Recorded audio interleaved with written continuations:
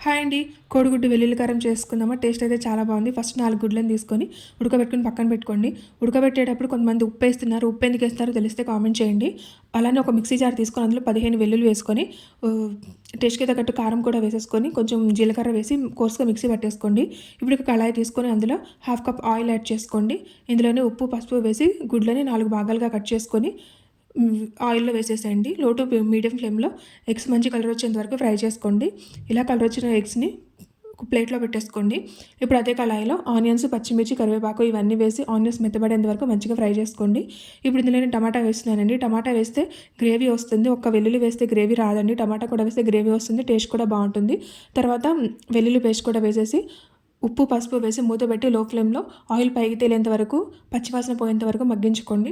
తర్వాత ఇందులోనే ఫ్రై చేసుకున్న ఎగ్స్‌ని కూడా వేసేసి ఫైనల్‌గా కొత్తిమీర వేసుకుంటే కోడిగుడ్డు టమాటా వెల్లుల్లి కారం రెడీ అయిపోతుంది. టేస్ట్ చాలా బాగుంటుంది. ట్రై చేయండి.